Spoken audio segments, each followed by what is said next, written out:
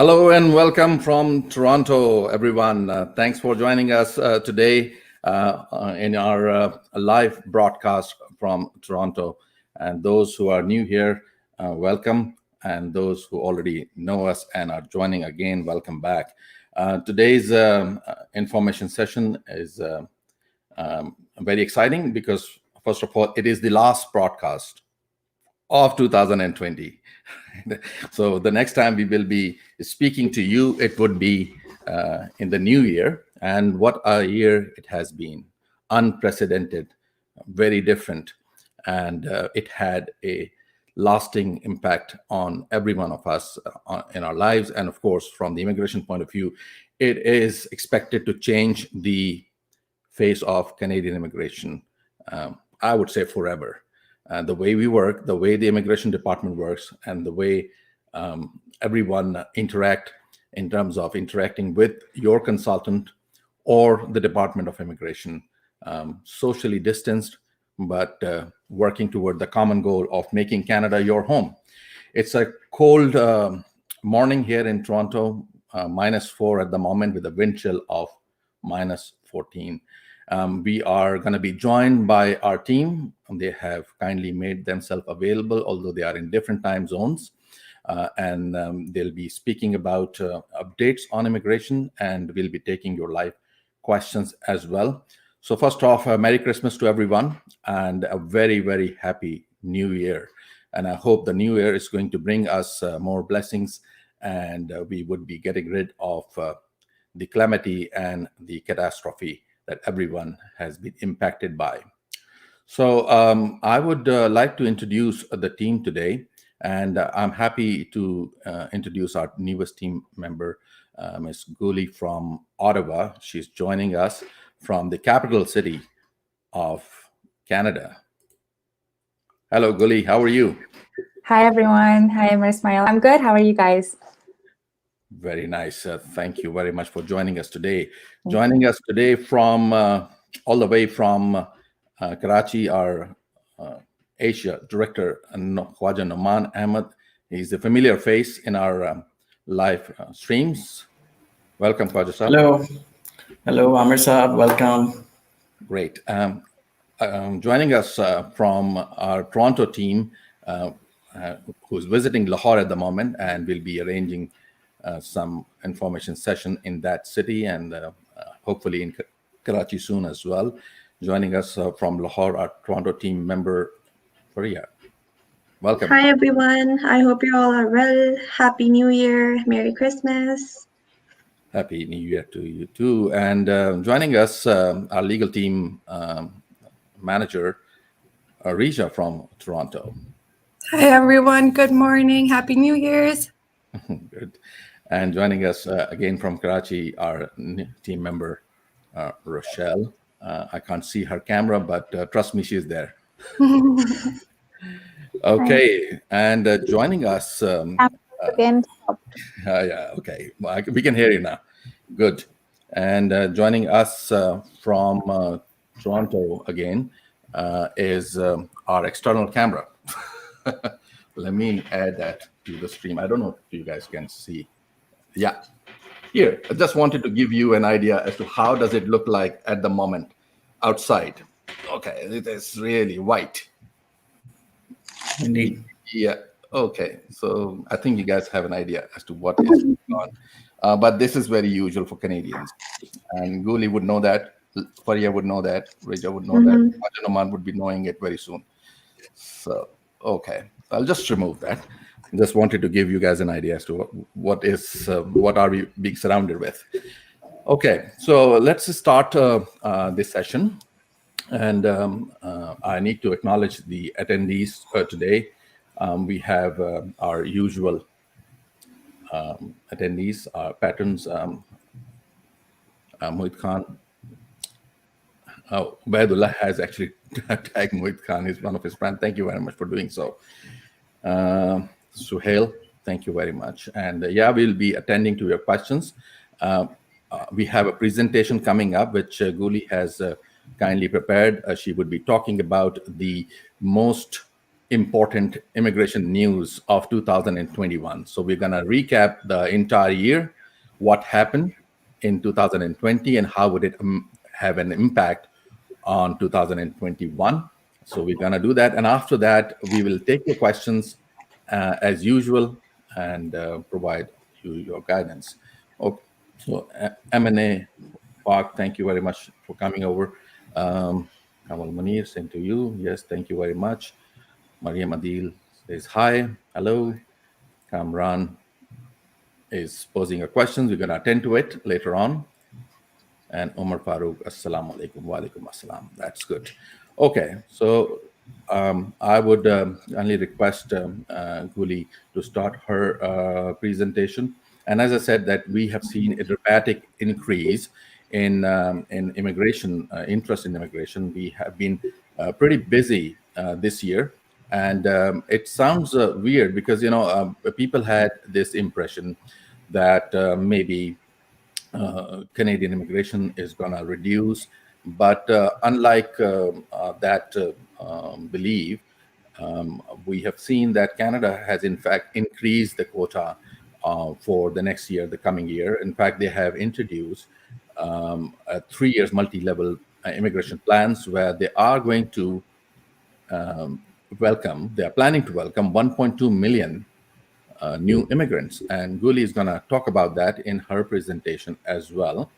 And I think it is perhaps due to the fact that people want a more secure future, and in the face of calamities such as these catastrophes, where they get the opportunity of evaluating the response of their government, they can see that Canada's response has been great.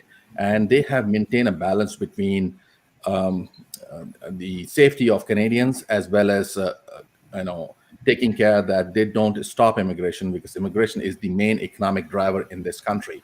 So they have maintained that, and they have come up with this robust plan. A lot of people are against it, but of course, time is going to tell how successful would it be. I think it is going to be successful because immigrants, they bring in not only the money, their talent, but they also bring in the harmony in the society. We come from different cultures and we amalgamate in this Canadian fabric while maintaining our identities, right?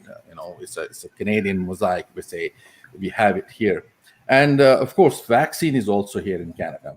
Pfizer and Moderna recently has been approved, and Canada was one of the 3 countries that introduced vaccine or approved vaccines here. And we are already seeing that people are getting vaccinated in this country, and it is a hope that it's going to be the entire population will be inoculated in the coming weeks and months. And if that happens, that will have an impact on immigration, of course, because then people will be able to come, and it will pave way to the arrival of foreign nationals and immigrants to this country as usual, right?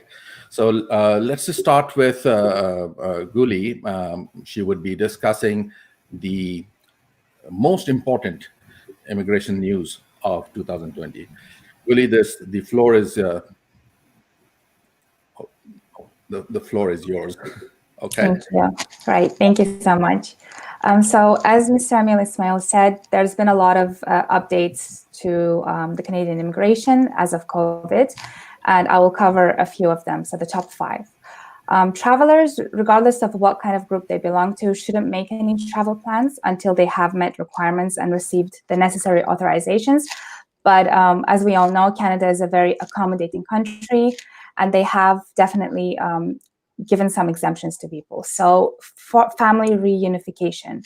So there's an exemption for foreign nationals. If you're traveling to Canada, you have an immediate family member here, you can get an authorized writing from a designated officer to reunite with your family members. In addition, if you have any family member who's temporarily residing here as a worker, a visitor, a student, or a protected person, such as a refugee, you could also come to Canada by providing a written authorization. As for extended family members, you would also have to take the authorization in the form of a letter issued by the IRCC, which is the Immigration Department of Canada. You must demonstrate that the airlines that you're flying with is authorized to travel to Canada.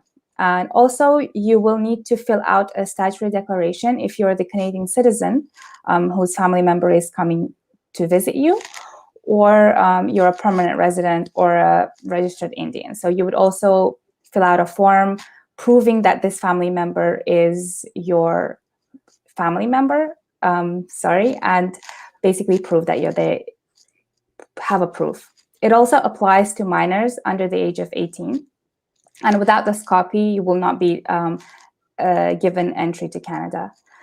So to spread the limit of coronavirus, being accommodating by Canada, you will need to show that you have a plan for 14 days to self-quarantine, and you will need to put forward how you will be quarantining, where you'll be staying.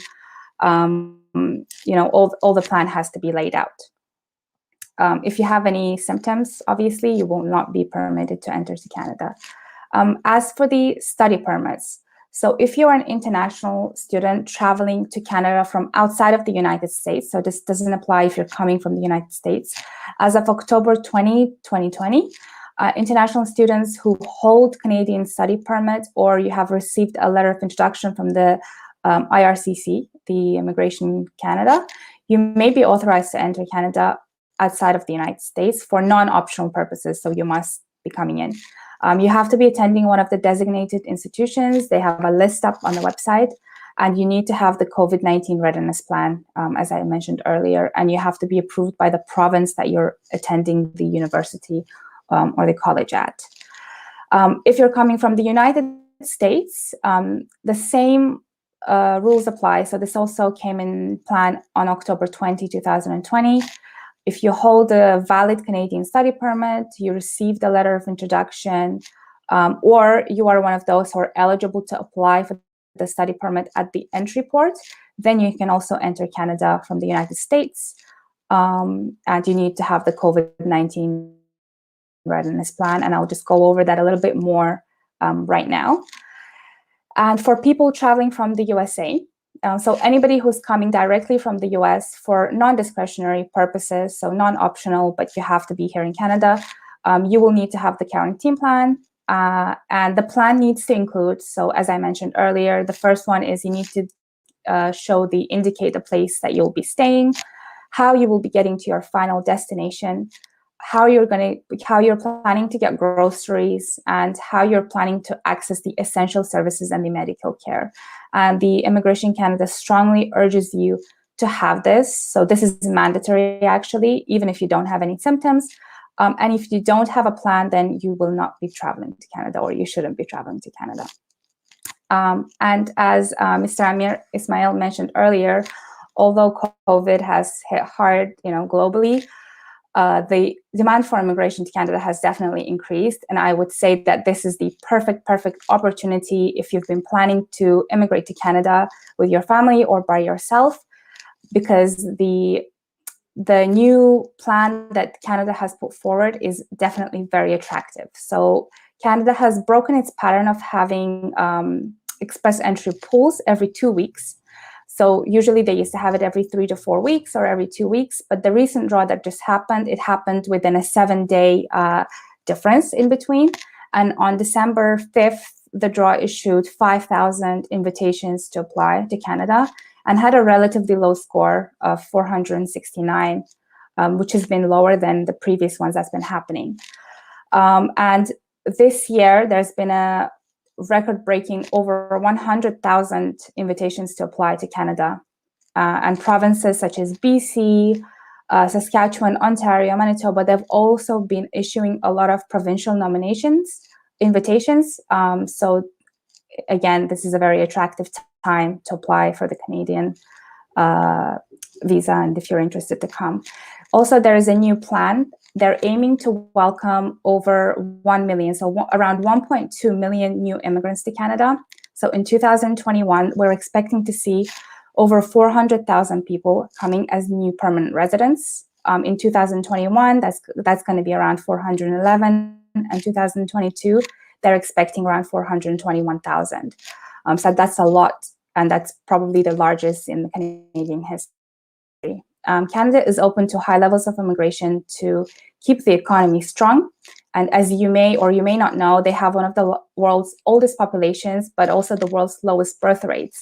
So Canada really depends on immigration to keep their economy, to keep their labor force, and the growth of population too. And we've been seeing the numbers increase year by year. And yeah, so the government is really trying hard to keep the immigration going strong. So that's kind of the top 5 updates of COVID, pre-COVID and post-COVID. Thank you. Thank you very much, Aguli, for this comprehensive presentation. Very impressive. And I might want to add one more slide to that effect, which is a little, of course, depressing that earlier this year, Canada had closed its border in March, and we are hoping that these are going to be open for general public, like foreign nationals and new immigrants very soon. But it doesn't mean that Canada is closed for everyone. There are exemptions as well, and you talked about those people who have received their permanent residence visas and COP are under the family reunification, the spousal sponsorship. They've been allowed. And the Minister of Immigration, he was speaking to our annual general meeting of the Immigration Consultants of Canada Regulatory Council. And I had the opportunity of hearing from him directly. And he indicated that they are well on plan in terms of finalizing the spousal sponsorship applications. So they are well on target on that. And with the vaccine arriving, of course, we can expect that things are going to streamline. Those who are aspirants, of course, they are outside Canada. They have their concerns. But if they don't take action now, they would be left behind, of course, because Canada never stopped immigration. It never stopped taking in application, including visitor visa applications. It's true that they are not going to issue visitor visas to people who don't come under the exemptions, but still, you can submit, at least you are on the top of the queue. So with that, we're gonna be starting with the comments, and our team here also receives questions on a daily basis. So we're gonna find if they have any questions that they can ask, and we see if we could attend to them before we move on to the comments. Okay, so let's see if there are any questions from Faria. If you have any questions, you can ask me, and we can respond to those. Okay, so you need to unmute your mic, Faria. One of the main Yeah, okay, go ahead. One of the main questions that I always get is, what are the common reasons for refusal of spousal sponsorship applications? Right. So spousal sponsorship application, as we understand, is something which not includes the assessment of your age, education, work experience, language skills, or network in business applications or skills. They look at the genuineness of the relationship. And to that effect, they expect that you would provide sufficient documentation to prove that the relationship between the foreign national who is being sponsored, the sponsored person, and the person sponsoring them, the Canadian citizen or the permanent resident, the relationship was founded on the grounds that they want to live together as a couple. And there are no bad faith. There's a concept of bad faith, because it may be that one party is really interested, but the other party is not. They are just doing it for the sake of securing permanent residence, or it may be that they both know. So most of the people who contact us, they are genuine couples and they have sufficient documentation. And it's a bit of a complex process because they have different documentary requirements for people in different circumstances. People who are living together might have to submit documentation that is different from people who are far and apart. People who have kids together might submit a different set of documentation. People who have spent more time together, or they are living together already, be it in Canada or be it in outside Canada. Because as a Canadian citizen, if you're residing overseas, you can sponsor your partner even if you are not in Canada. That's the provision only available to Canadian citizens. But if you are a permanent resident, of course, you are required to be in Canada to be able to sponsor your spouse or your common law partner. Okay, So common reason, I would say that the officer looks at the application and he finds that there seems to be inconsistencies in the story. And I say stories because they are looking at the way the relationship developed from the start. How did you come to know about each other? How did you meet? Who assisted in meeting? Was it an arranged meeting or arranged relationship? Was it a mix of both, like a love marriage or an arranged marriage?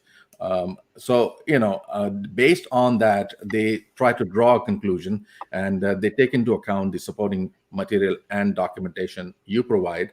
And sometimes they interview the sponsored person as well to figure out and find the facts. So common reason would be to remain straightforward. Don't try to innovate. Your relationship is genuine. Provide them sufficient documentation. Don't leave things on the guesswork of the officer that he would assume that because we are married, of course we love each other. That's, of course, is a fact, but the officer needs to be convinced about it. How do you maintain the contact? I have seen someone contacting us just recently where he provided us WhatsApp chats that they exchanged. And the officer, of course, also took into account other inconsistencies. But in the notes of the officer, we read that the officer says, and by the way, the WhatsApp chat they submitted is in another foreign language. No translation was provided. So we don't allow or give the opportunity to the decision maker that they use even a minor mistake to substantiate their or support their negative decision. So when you're submitting the application, it has to be complete and it has to comply with the different sets of documents as it applies to your situation. Because refusal in a spousal sponsorship application is, I would say, devastating. At least you do have the opportunity of appealing that decision at the Immigration Appeal Division, but you have to go through a lot of mental frustration and torture to have it,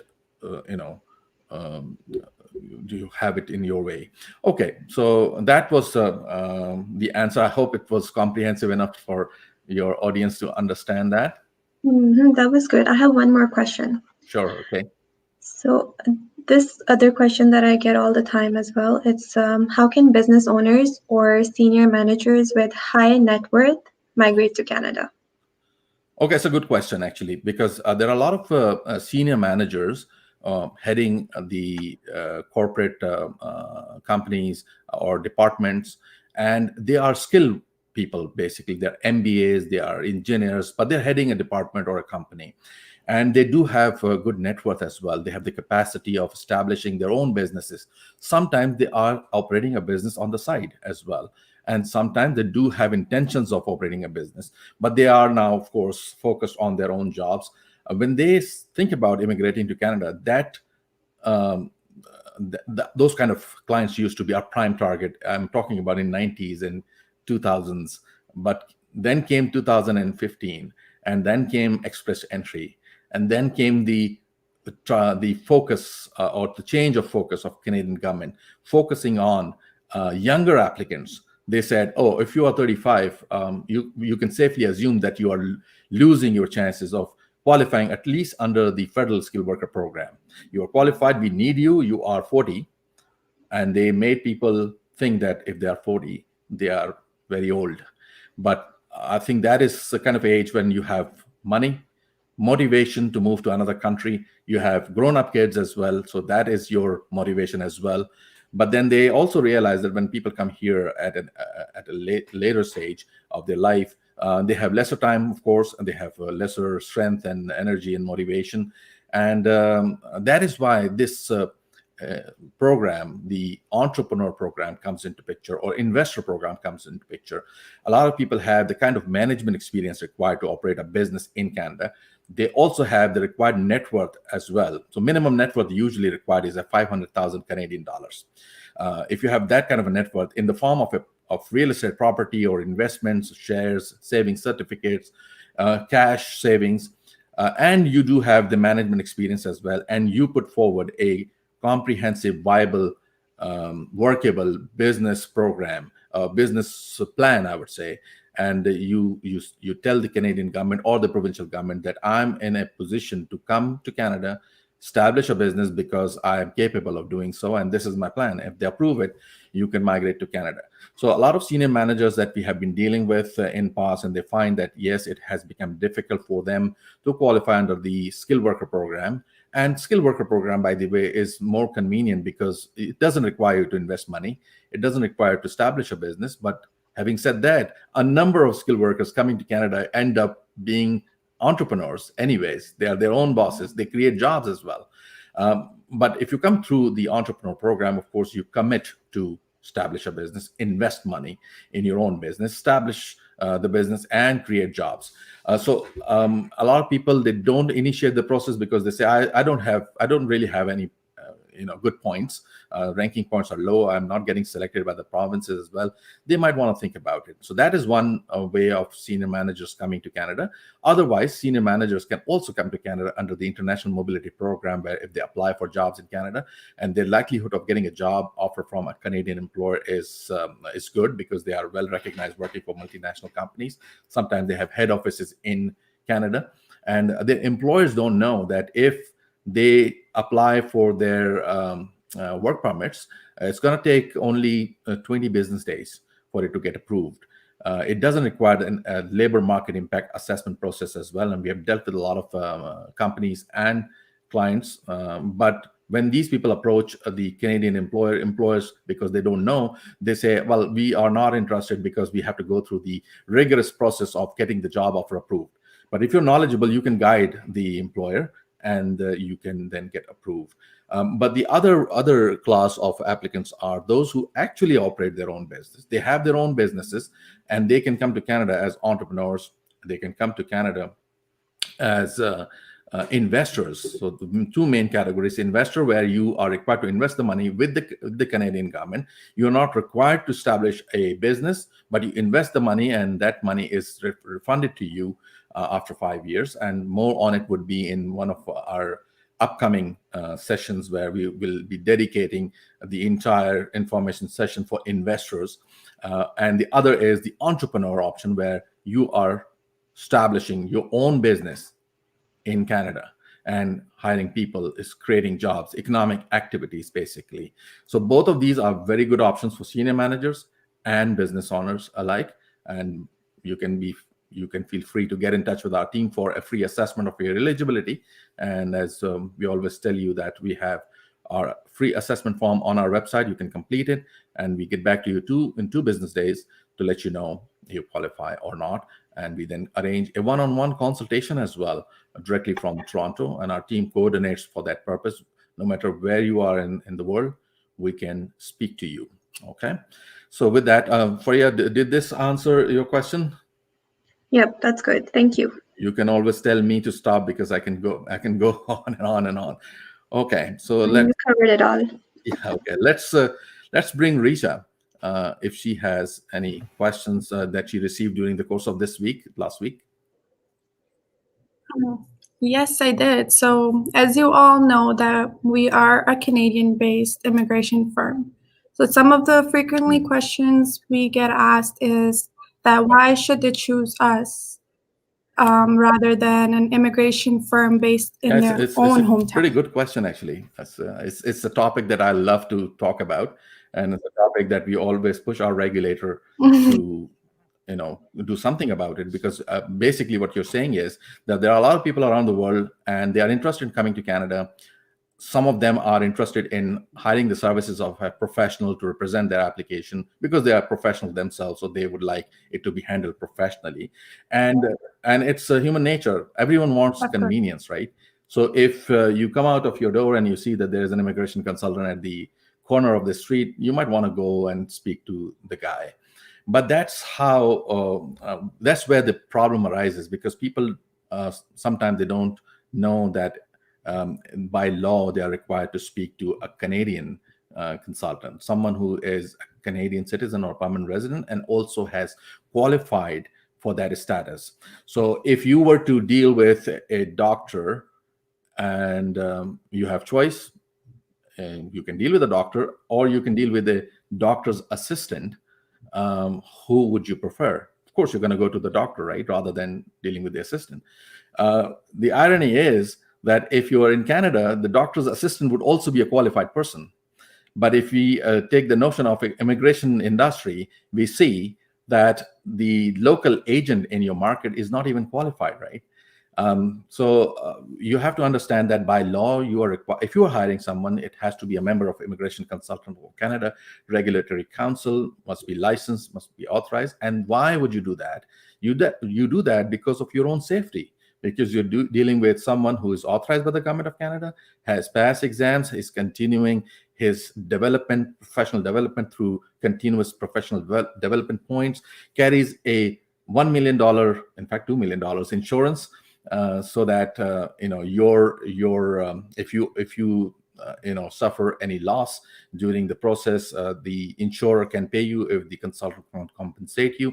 I mean, there are lots and lots of benefits of dealing with someone who's authorized, and the same way you would deal with a doctor rather than someone who's a quack. I would say that quack rather than the assistant of the doctor, right?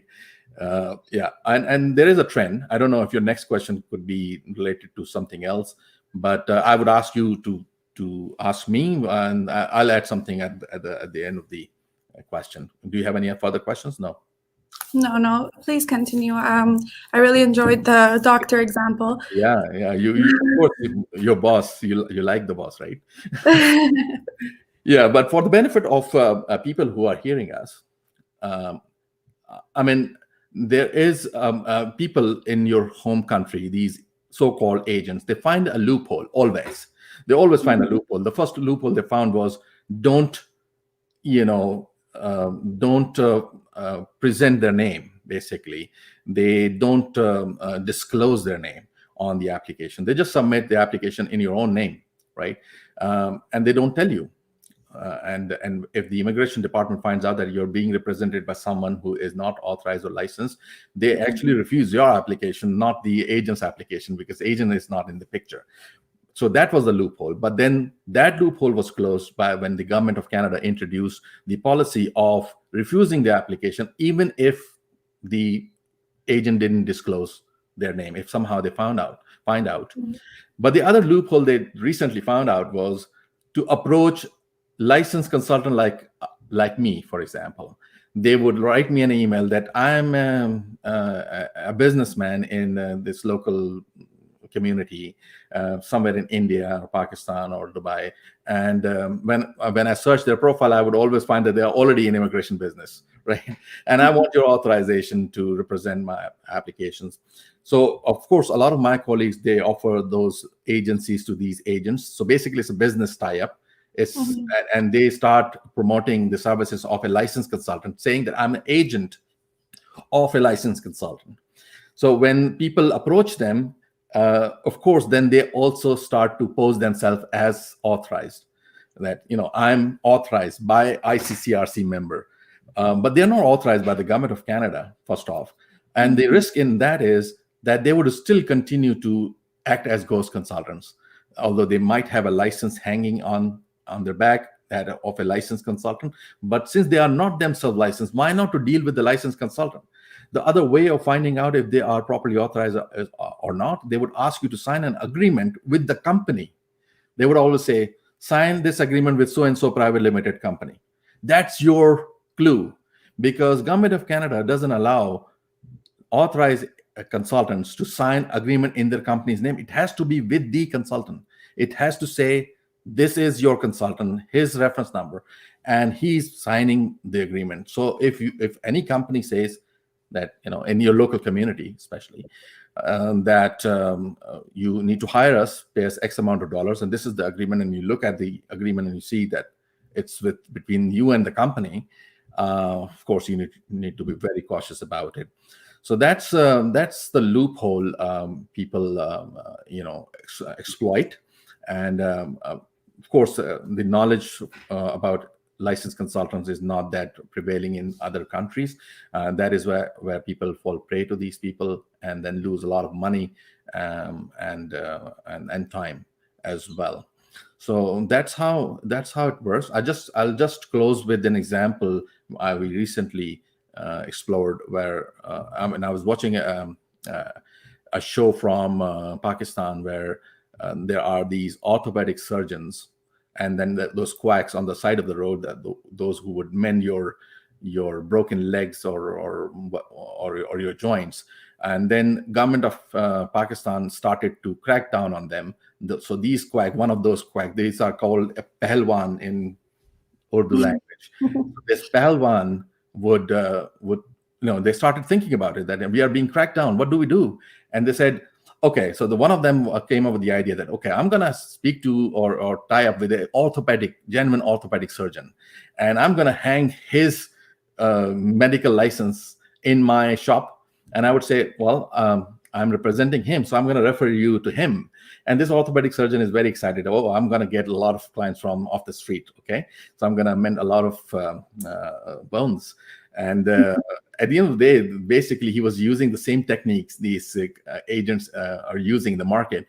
He says, well, I'm gonna do that on behalf of the surgeon, and the surgeon doesn't know. He's of course he's gonna refer those people who have literally very, very bad situation of a fracture, in aam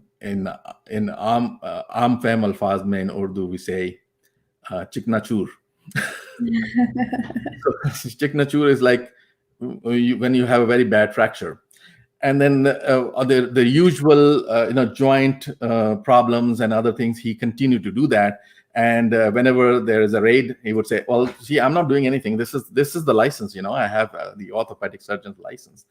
So be careful if you don't want your dreams chiknachur and your application being thrown out of the window.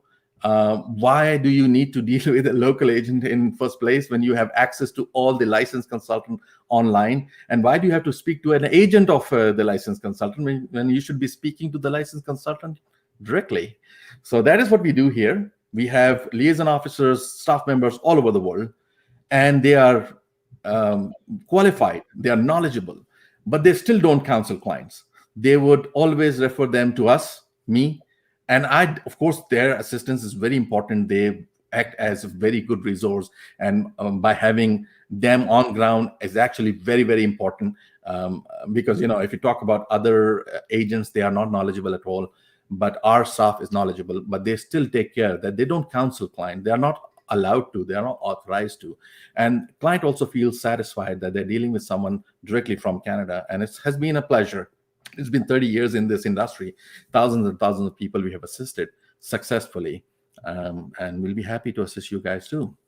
Okay, so I think we'll take... Amir sir, I have a quick question. I would take a liberty to ask a quick question, since Faria was talking about a spousal sponsorship program. So there is a lot of questions coming up in this, especially in this Pakistani market, related to spousal sponsorship. People delays their process, they're unable to file it, and then somehow they fear in a way, okay, if we file it, they're gonna ask a question, why you delayed it so much. So I just want you to highlight to those people specifically looking into this answer, whether is it matter or it doesn't matter whenever you file an immigration application for a spousal thing. Okay, so what I understand is the question is, you got married and you didn't file for sponsorship. You took a while. That's right. Okay, so if you took a while filing a sponsorship application, it doesn't have any impact on your application. In fact, you have spent more time together now. You have more documentation. If you were to submit an application right after the marriage, that's also not a predicament. That is also okay, because you can, of course, file application. You would file for immigration or sponsorship as per your timeline, rather than being fearful that if I don't file right away, it's going to impact. I mean, you have your own life, you have your own preferences. You don't want to come to Canada at this point in time. Take your time, not a problem. But yeah, for the sake of argument, if you say, well, it has taken longer, I mean, you did not get into a relationship just to come to Canada, right? You were going along with your life. And then you decided finally, after say a year, 2 years, 10 years, 15 years, we have had clients, they were married 15 years, and the Canadian citizen was residing with the spouse in the foreign country. And then they finally decided, now our kids are grown up, we want to go to Canada. Kids were, by the way, citizens by birth because the father was a Canadian citizen, but the mother, the spouse, didn't have citizenship. So they came up with this plan. And then they had lots of documentation, lots of receipts of gifts, lots of greeting cards, lots of dependence document, for example, bank accounts, insurance, properties bought during those years. So I don't think that this is going to be any predicament as such. Okay. So yeah, so that was it, I believe. Let's have a look at the comments. We encourage you guys to send in your questions, and me, Guli, Risha, Faria, Khwajanuman will be able to answer them efficiently and quickly. We take a short break, and when we come back, we will continue with our question and answer.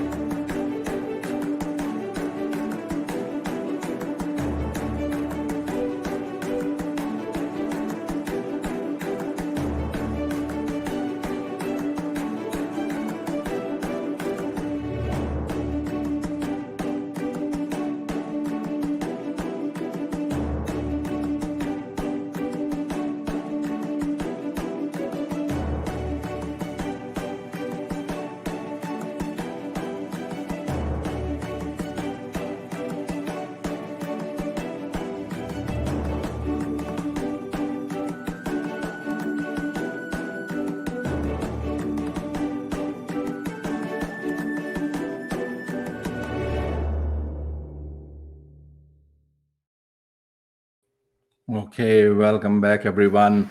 Now we're ready for your questions. Let's take the first question. It is coming from Omar Hayat, and he's saying, would you please talk about SINT AIPP program? Please briefly explain.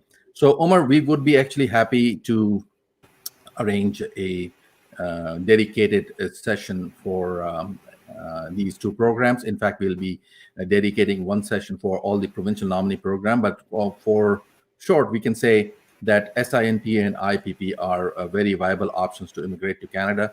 You know that when you are nominated by a province, you get 600 extra CRS points.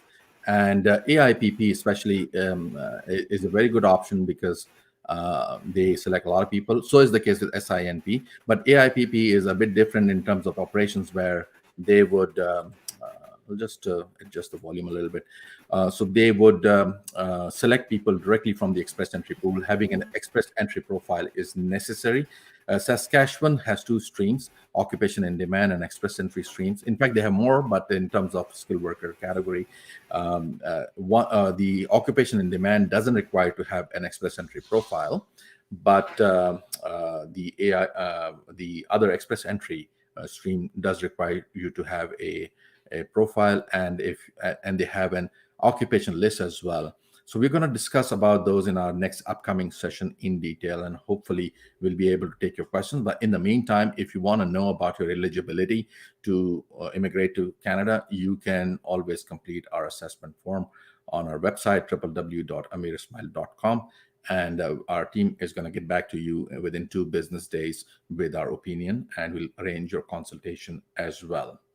Okay, so let's take another question. Okay, so Shazia Mirza is asking, she wants to know how much time embassy will take for spousal immigration. So yeah, and she says it has already been 15 months. Yeah, I understand it has been really frustrating for people. Khwajanuman is back.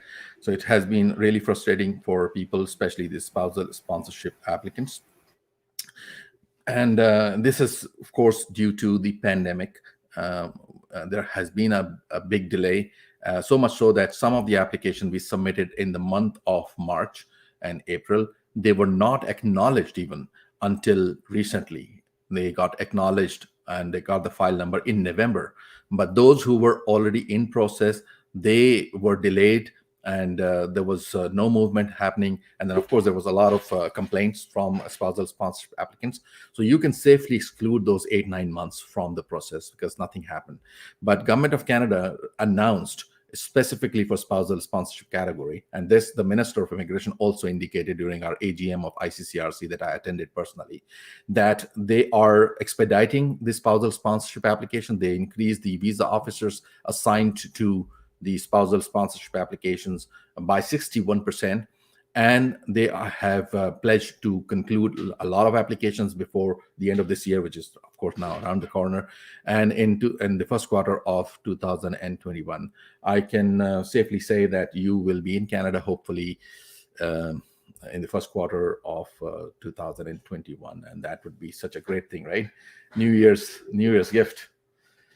Okay, so another question. Is there any chance, from Umar Farouk, is there any chance of opening USA border anytime soon? Stuck here in US and waiting since 20 March. If you have any idea when it's possible. So I think I'm going to ask Guli to answer that because she presented it as well. Guli, what are the chances of the US border being open? Well, I guess since you mentioned earlier, if the vaccine comes along and, there is a high chance that it will open, I can't really tell right now because they've been extending it further and further. But if you have, I'm not too sure about your situation, but if you have a non-discretionary reason to come to Canada, I'm not too sure about your situation or your visa status, Amir Farouk, but if you do have that or a family member living here and you can visit, then you can get a written authorization from a designated officer from the IRCC. But I don't know too much about you, so I can't really say to that. So that is a good answer, Guli, and I do understand that of course no one knows. Government of Canada is doing its best to be able to open the borders to people, and our tourism has been affected as well because of this, and we are all in this together.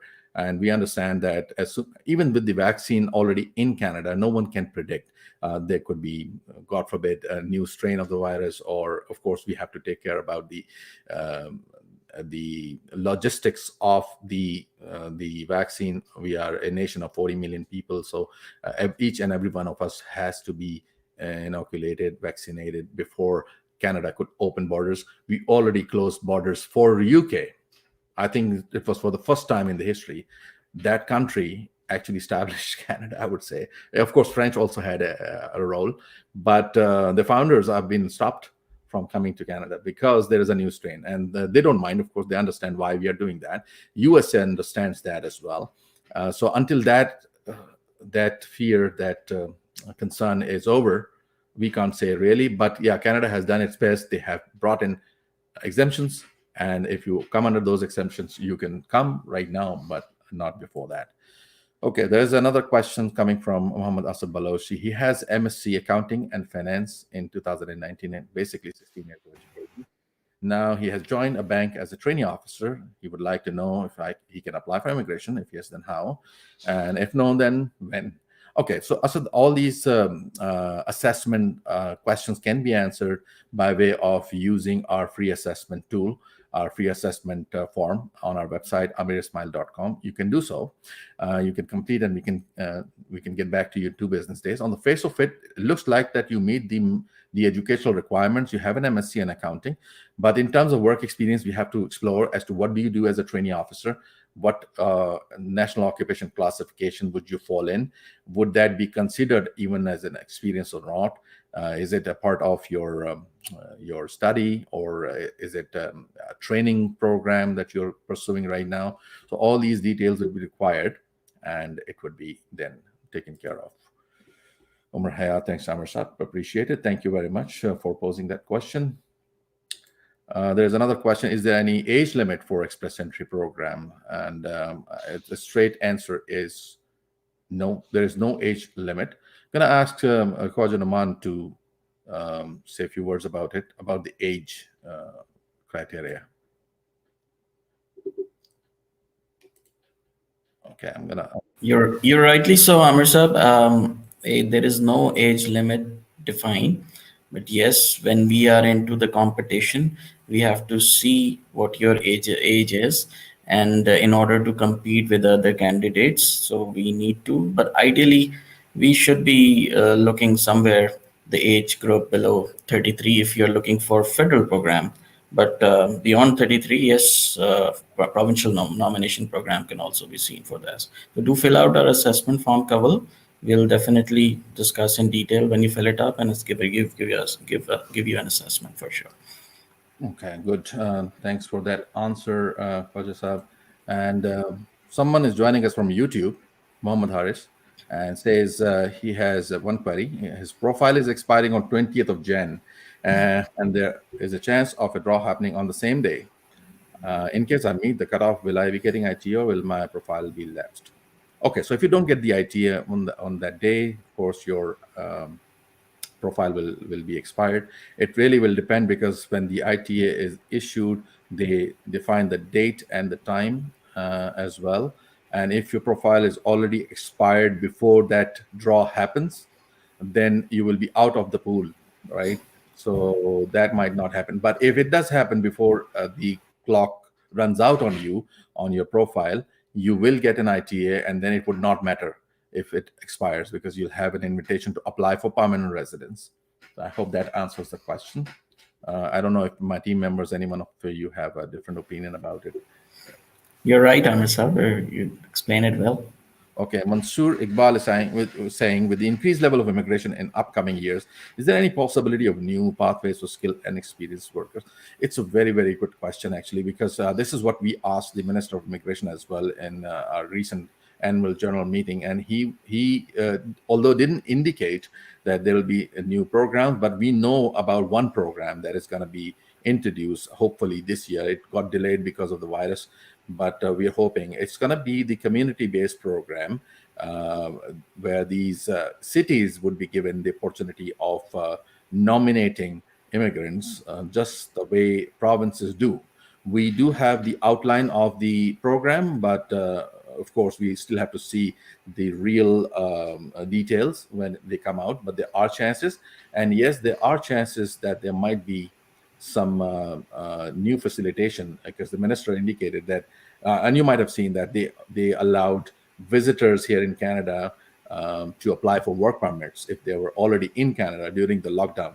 So they were able to do so, but that there was a deadline to it. They also introduced the pathway for refugees to apply for immigration under the a new special arrangement for them if they're working in the frontline health professions, in recognition of their contribution. So yeah, we'll of course we'll come to know when it happens. Okay. So there is a question. Can a Spanish resident get a visitor visa easily, and can his visitor visa be transformed into work permit or not? After how long he can get PR status? Yeah, so basically, if you are coming from a visa country, the one that requires you to apply for a visa, then of course you need a visa.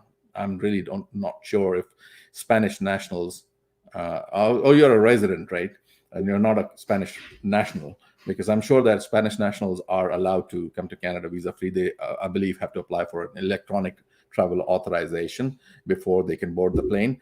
But if you're a resident, and if you have to apply for a visitor visa, you have to satisfy a visa officer that your nature of visit is temporary.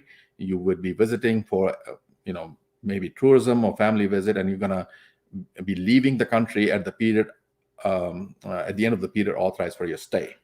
So that will be required, but you can't convert something into a visa into any other visa. There is no conversion option available. You have to apply separately for that category, and your presence in Canada doesn't affect it. If you have come to Canada as a visitor And if you want to apply for a work permit, you need to have a job offer first. The job offer has to be opinionated by the Labor Department first. And then if that is approved, then you need to apply for a work permit. And you can't do that from within Canada, right? You have to apply at a post outside Canada. So that perhaps would be required. Let's go on to, we already answered that question, right, Kamal? Okay. Okay, so there is a question. Is having an arms license on one's own name is going to cause issues for PR application? Is it okay to have one? I mean, it's a license, right? It's something legal. Should not have any problems at all unless that has been used illegally, and there's a report on it. So legal or illegal arms will have a problem if it has been used and reported as well, and if the person has a conviction or charge even.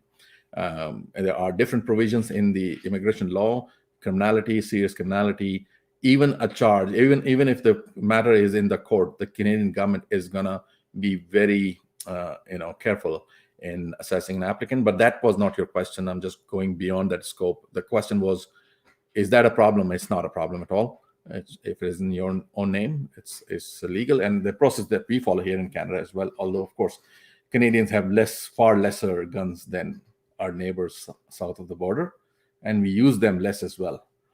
We believe in love.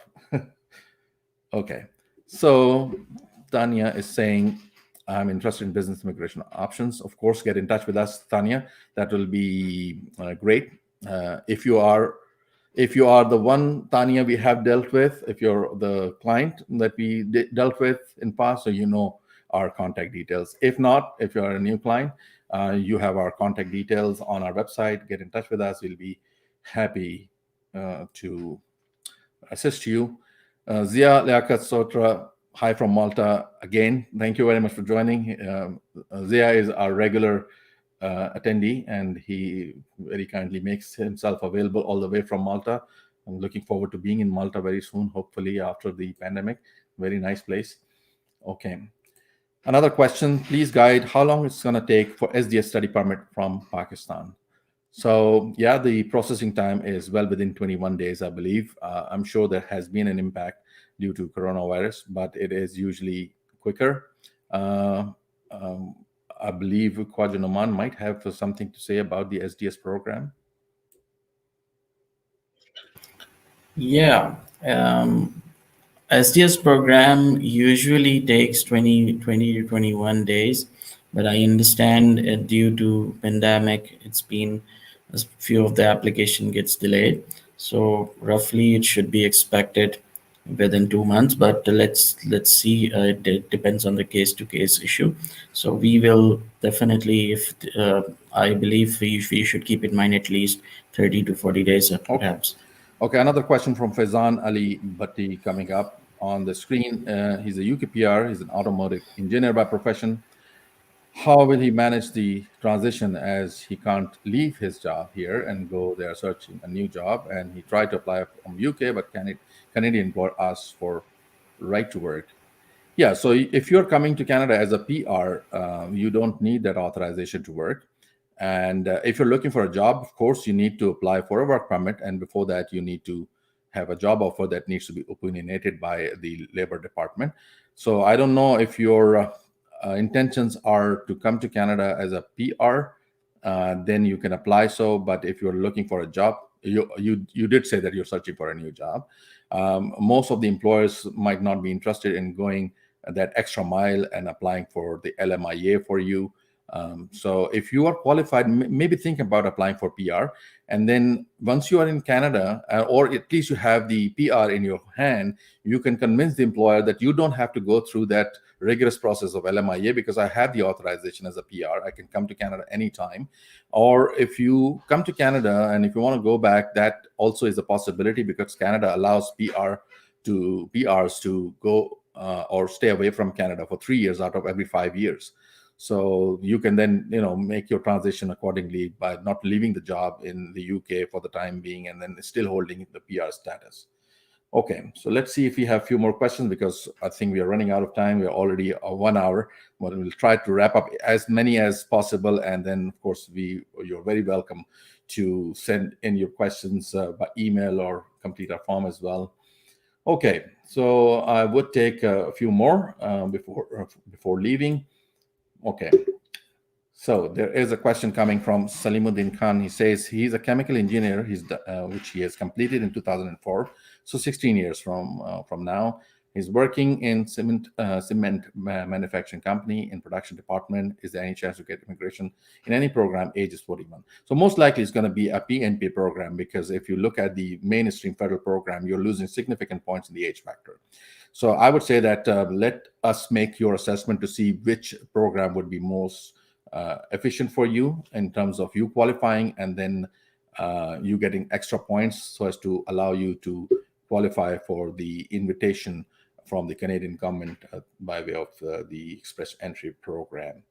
Okay, so I would take a few more questions before I ask Rija to conclude, because she has few words to say about the studies in Canada. She has been raised and educated in Canada. She graduated in Canada as well. So a lot of questions were asked in recent times by prospective immigrants, about their kids' studies. So she will take a little bit of time to explain that before we conclude. But I'm just tempted to take a few more questions, actually. So let me just see if we can. Okay, so Asad Baloji say it's a follow-up, basically. Okay, so Asad, as I said, you send us your details and we'll be able to help you as well. Okay, Zia is saying, for one-on-one session, best time to contact from Malta, please. So Zia, we have a consultation link. We explained it to you last time as well. There is a consultation link. There are slots available. You can select an available slot that is convenient to you as well. And I'll make myself available. That will be wonderful to speak to you one-on-one, Malta and Toronto, getting connected. Okay. So Asad Baloch is saying, do you have any of your representative in Lahore? So Asad, better deal with me directly. Why would you go to my representative? I'm available at your disposal. Don't worry. I'm going to be able to answer your questions directly the way I'm answering right now. And it will be a one-on-one, right? So yeah, we do visit Lahore on regular basis. We do go to Karachi, and we do maintain our offices there as well. Start with me, and I'm going to be able to guide you. And then if need be, we can involve our local agents or local representatives as well. Quickly, Mansoor is saying he is 40 plus, profession, want to migrate, as I indicated earlier to the other person, that when you are above the age of 35, you start losing points. And then the only way out perhaps would be a job offer or applying under the provincial nominee program. The job offer option is next to impossible in my eyes. So not to discourage you, but we have to be realistic. And PNP option is also not guaranteed, but there is a chance. And if you want to take that chance with us. We will be happy to guide you in a very proper manner. Kashif Siddiqui is saying he's from Saudi. He's been in contact earlier as well regarding possible citizenship. Being a civil engineer, about 20 years experience. What are my solid chances? Already have ECA. Okay, so when it comes to, of course, citizenship, you can't apply for citizenship directly. You have to apply for permanent residence, become a permanent resident, then apply for citizenship after having lived in Canada for 3 years. So that's perhaps something different. But you have been in contact with us, and 20 years experience, I'm assuming that you are in your 40s. And when you talk about solid chances, I would take it as if you're asking, are there any guarantees? Because there are chances and there are no chances, right? So if you're talking about any guarantees or solid chances, if you say solid chances, there are no solid chances, because we are in an invitation-based environment. All you need to do is to figure out if you do qualify, if you meet the requirements, then submit your application and wait. If you're waiting for provinces to select you, then you have to rely on the province, right? You're waiting for them to select you rather than you are paying them to select you. If that had been the case, it would have been easier. That we would have said, oh, pay this much of money and you're going to get it. You're going to get your immigration. That doesn't work this way, right? So we can still assist you, figure out if it is going to be worth trying, and we're gonna do that. There is a question that is asked, and I think this is the second last question we have to attend to. What is the age limit for Atlantic Immigration Pilot Program? So we basically are not dealing in that program ever since it was introduced, because it requires you to have a job offer from an employer, and the expectation from us is usually that we are going to arrange that job offer as well. If that is your expectation, the answer is I don't know. But if the expectation is to assist you because you have already secured a job offer from an employer based in the Atlantic region of Canada, do get in touch with our team. We'll be able to assist you and find if you would be qualifying or not. Okay, Hina is saying inland application in Etobicoke offices are stuck for the last 20 months, but no updates or no interview call or further documentation required. Can you please tell? Well, what is this situation? So I would recommend that you get in touch with the IRCC call center immediately to see what is going on in your application. But the general point is that everyone has been impacted, and things are coming to normal very soon. It's going to be like that. Or access your notes from the Canadian government, the GCMS, to see whether there are any other issues that you might want to address. If this is because sometimes you figure out that there is something the officer is looking for, but they have not been able to do so because they're busy, and then you might want to just address them so as to save some time. So I would recommend that. Last question for this morning and afternoon now. Sir, I am from UAE, Manitoba PNP by family friend. Invite. Any age limit, please explain a bit. So Ashok, if you have a family member in Manitoba or a close friend, that province requires you to show or demonstrate that you have a close connection in that province, a job offer or a family, a friend in that province, and then they have their own criteria, their own points grid. So we need to see whether you meet that points grid, and where would you stand in terms of total points, and what would be the chances of you getting an invitation from Manitoba, or letter of advice as they call it. And then if you receive that, you get your provincial nomination, and then you get 600 extra points. Do you have anything to add to it, Kwajuna Mansa?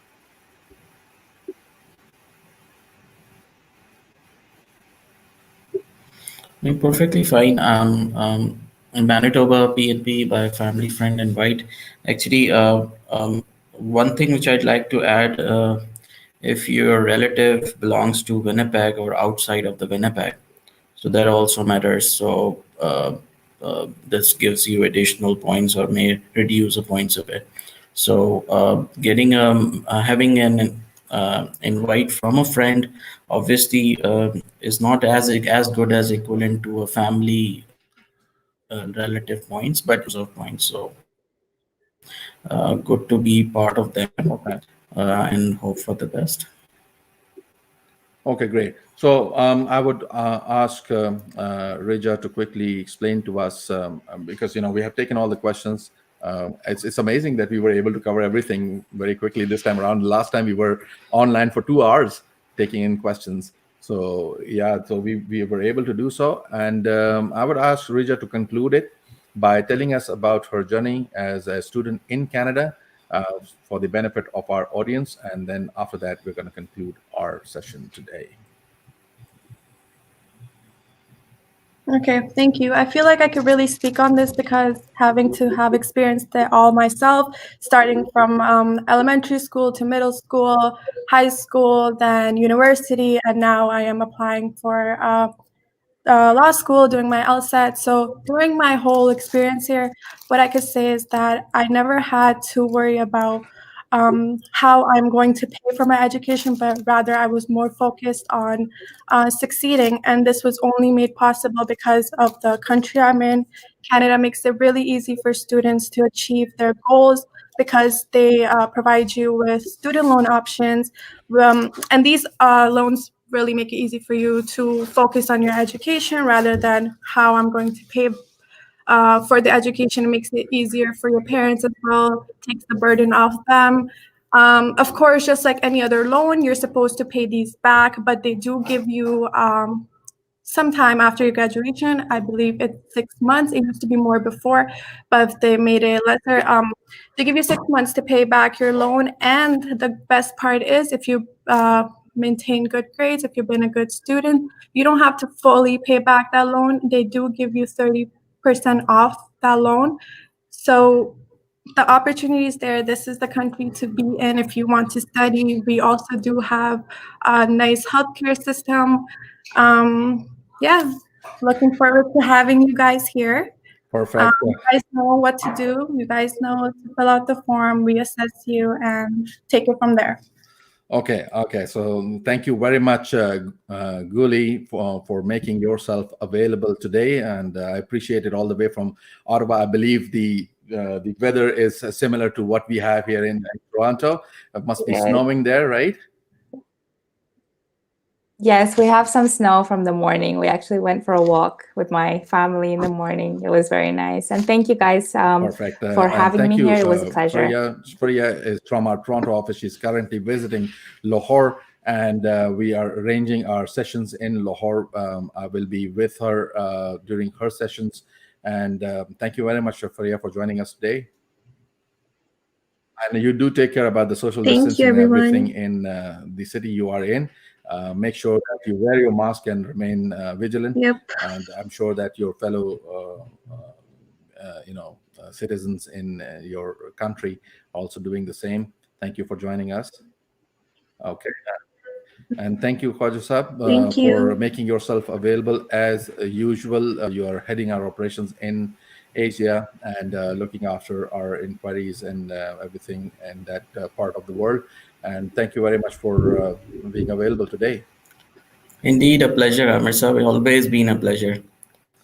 And always been a pleasure having you, all of you. Wonderful.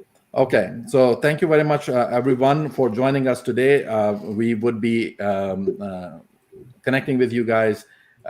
We connect with you every Saturday, same time, 11 a.m. EST, the Toronto time. Don't forget to join us again and let your friends and family know about our sessions. I hope we'll be able to answer your questions. And if you have not been able to do so, feel free to send us an email at info@amirismail.com or fill out our form or give us a call. Okay. Thank you very much for being here today.